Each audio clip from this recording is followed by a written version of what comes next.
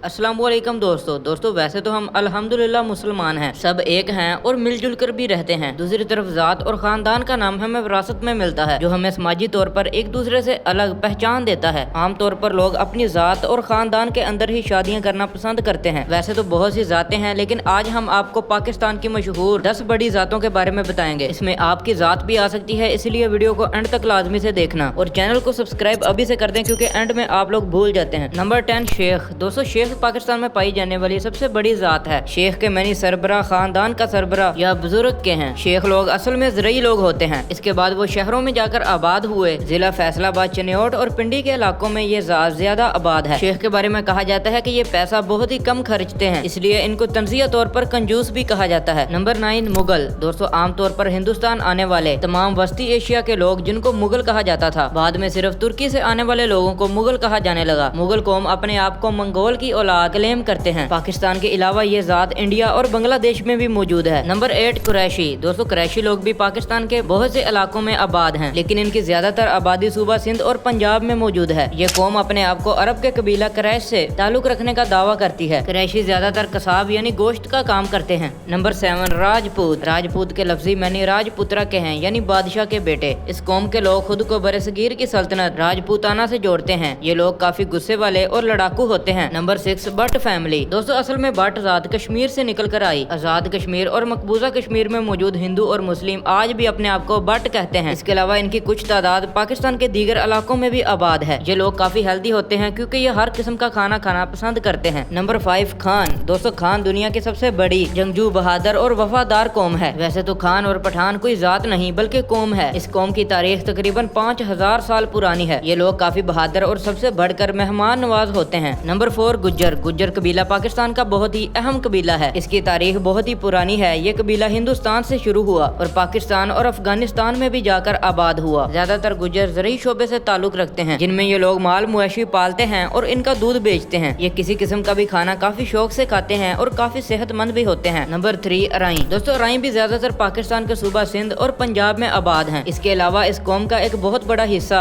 India के उत्तर प्रदेश में भी रहता है। अराई लोग भी ज्यादातर जमींदारी करते हैं। अराई कौम को काफी बहादुर कौम कहा जाता है। पाकिस्तान में ज्यादातर जमीनों के मालिक भी अराई हैं। नंबर 2 जट फैमिली। दोस्तों जट फैमिली पाकिस्तान में रहने वाली एक बहुत बड़ी कौम है। ये ज्यादातर भारतीय पंजाब और पाकिस्तान के पंजाब में आबाद है। ये पेशे के लिहाज से ज़राअत से मुंसलिक होते हैं। अमली तौर पर ये बहादुर और मजबूत जिसामत के लोग हैं। नंबर 1 सैयद। दोस्तों सैयद एक जात नहीं बल्कि अहम खिताब है, जो उन लोगों को दिया जाता है जिनका ताल्लुक अहले बैत से हो। दोस्तों सैयद जात के लोग अपने आप को अरबी कहलवाते हैं और अपने आप को नबी करीम सल्लल्लाहु अलैहि वसल्लम की लड़ी में से गिनवाते हैं। सैयद जात को हर जगह काफी इज्जत की निगाहों से देखा जाता है। सैयद जात नहायत शरीफ और दीनी लोग होते हैं। दोस्तों आपकी जात क्या है, हमें कमेंट बॉक्स में लाजमी बताइएगा और वीडियो को लाइक करके चैनल को सब्सक्राइब भी कर दीजिएगा, ताकि आने वाली वीडियोस की नोटिफिकेशन आप तक पहुंच सके। अल्लाह हाफिज।